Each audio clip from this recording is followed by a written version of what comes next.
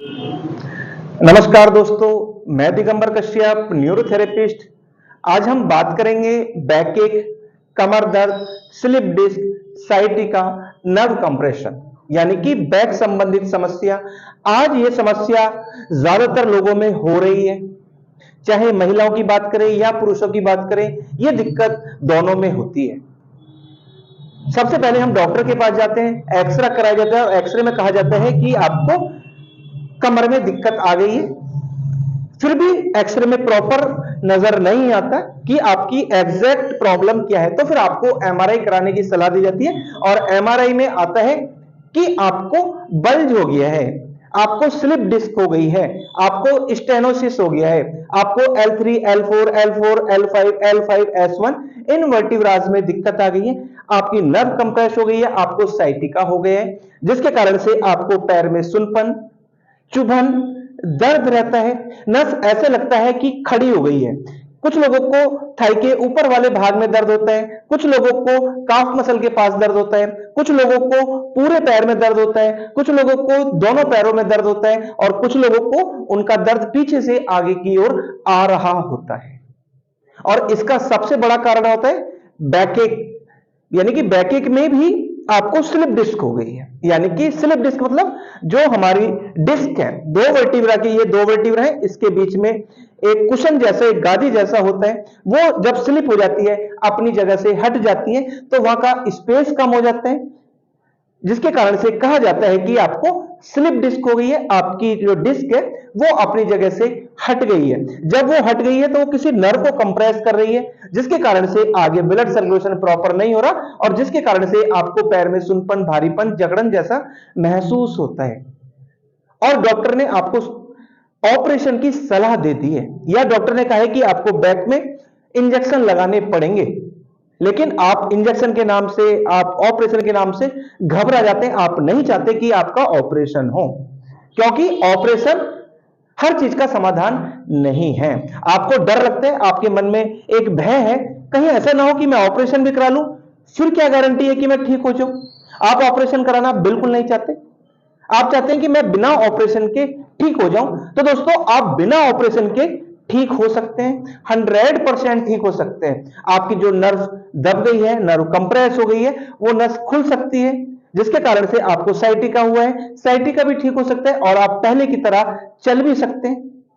तो आइए जानते हैं कौन से ऐसे तरीके हैं जिससे हम बिना ऑपरेशन के बैकएक की समस्या को ठीक कर सकते हैं और उसके कारण से जो हमें बहुत सारी समस्याएं हो रही हैं, हम चल नहीं पाते, हम उठ नहीं पाते, हमें काम करने में समस्या आ रही है, हम अपनी जॉब पर नहीं जा पा रहे हैं, बस लेटे रहने का मन करता है। जब हम लेटे रहते हैं हमें आराम मिल जाता है और इसका सबसे बड़ा जो कारण होता है, कभी आप गिर गए थे, कभी कोई झटका लगा था, आपने कोई भारी वजन उठा लिया था, उसके कारण से आपको बैकएक हो गया, सीढ़ी से स्लिप हो गए थे जिसके कारण से आपको बैक पे चोट लगी और आपको ये प्रॉब्लम हो गई है, स्कूटर बाइक चलाते में कोई जर्क लगा, झटका लगा, कोई दुर्घटना हो गई, इन सब कारणों से आपको बैकएक की समस्या हुई है। तो सबका समाधान ये ट्रीटमेंट। तो आइए जानते हैं कैसे करें हम बैकएक की सभी समस्याओं का इलाज। आइए, पेशेंट को उल्टा लिटाना है और अपनी हथेली से हमें वर्टिब्रा के ऊपर प्रेशर देना है, यानी कि उसको इस प्रकार से क्लॉकवाइज करना है। जितने भी वर्टिब्रास हैं उसको हमें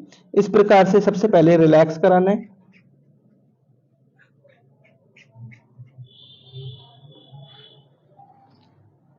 उसके बाद देखेंगे, स्लिप डिस्क होती है, नर्व्स में दिक्कत आती है या साइटिका होता है, मोस्टली इस वाले पोर्शन में होता है, तो हमें इस वाले एरिया को रिलैक्स कराना है। ये पैर हमें यहां रखना है, केवल सपोर्ट के लिए रख सकते हैं और अगर दिक्कत होती है तो साइड में भी इस प्रकार से रख सकते हैं और अपने पैर से पंजे वाले भाग से हमें इस प्रकार से 10 से 12 बार रब करना है। अगर किसी ने शर्ट पहनी हुई है, छोटी है, तो उसको हम पैर से भी दबा सकते हैं या उसको ऊपर भी कर सकते हैं। देखेंगे इस पर प्रेशर नहीं है और इससे हमें रब करना है। इस प्रकार से अच्छे से रबिंग करनी है पूरी बैक की। उसके बाद दोनों पैरों को बटक्स पे रखना है, पेशेंट को पैरों को मिलाने के लिए कहना है और इस प्रकार से पैर रहेंगे और अपने पैर से अंदर की ओर हमें प्रेशर देना है बटक्स पर। 6 से 8 बार पास पास पॉइंट्स बनाने हैं। इस प्रकार से पैरों को नीचे रखिए। जिसको साइटिका होता है, देखा जाता है कि उसको पैर के सेंटर में पेन आता है, यानी कि ये सेंटर में, किसी को एक साइड पेन होता है और किसी को दोनों साइड होता है। उसके लिए देखेंगे, अपने पैर के अंगूठे से यहां हमें 3 से 4 पॉइंट बनाने हैं पास पास। इस प्रकार से फिर सेंटर में अपने पैर के अंगूठे से पास पास हमें पॉइंट्स दबाते हुए आना है। ऐसा हम 3 से 4 बार कर सकते हैं। ऐसे ही दूसरे में करना है, बिल्कुल पास पास पॉइंट्स बनाने हैं। इस प्रकार से फिर पूरे पैर की रबिंग करनी है। जो भी पॉइंट हमने दबाए हैं उस प्रकार से हमें रबिंग करनी है पूरे पैर की। इसके बाद देखेंगे, ये पैर यहां रखना है, ये पैर यहां रखना है और दोनों साइड में प्रेशर देते हुए जाना है। इस प्रकार से हमें ये करना है। ऐसे ही हमें दूसरे साइड में करना है।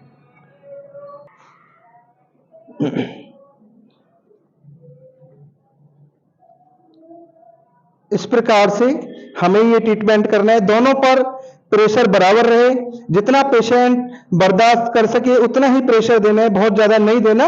अगर हम ये ट्रीटमेंट करेंगे तो निश्चित ही बैकएक की पुरानी से पुरानी समस्या ठीक हो जाने वाली है। आप ट्राई करें और खुद रिजल्ट्स महसूस। दोस्तों, अभी आपने जाना क्या ऐसे कारण हैं जिसके कारण से आपको बैकएक की समस्या होती है और उसके क्या लक्षण होते हैं, उसका ट्रीटमेंट भी आपने सीखा। ये ट्रीटमेंट आप रेगुलर। दोस्तों, उम्मीद करता हूं ये वीडियो आपके लिए बहुत इंफॉर्मेटिव होने वाली है और आप जो बैकएक की समस्या को लेकर बहुत चिंतित थे, बहुत डॉक्टर्स को दिखा लिया, बहुत सारे ट्रीटमेंट करा लिए, बहुत सारे आपने थेरेपी करा ली, लेकिन आपको आराम नहीं आया। आप ये थेरेपी ट्राई करें। फिर भी कोई समस्या रहती है, आप ठीक प्रकार से नहीं कर पा रहे हैं, आपकी प्रॉब्लम क्रॉनिक हो गई है, बहुत लंबे समय से आपको दिक्कत है, जिसके कारण से आपको चलने में, उठने में, बैठने में बहुत परेशानी होती है, आपको किसी प्रकार से आराम नहीं मिल पा रहा, तो आप हमारे क्लिनिक पर विजिट कर सकते हैं। कुछ दिन रेगुलर ट्रीटमेंट आप लीजिए और ये कंफर्म है कि आपकी डिजीज 100% ठीक हो सकती है। आप सर्जरी से, ऑपरेशन से, पेन किलर से, स्टेरॉइड से आप बच सकते हैं। आप पहले की तरह स्वस्थ हो सकते हैं और आप फिर से अपने काम ठीक प्रकार से कर पाएंगे। दोस्तों, उम्मीद करता हूं वीडियो आपके लिए बहुत इंफॉर्मेटिव होने वाली है।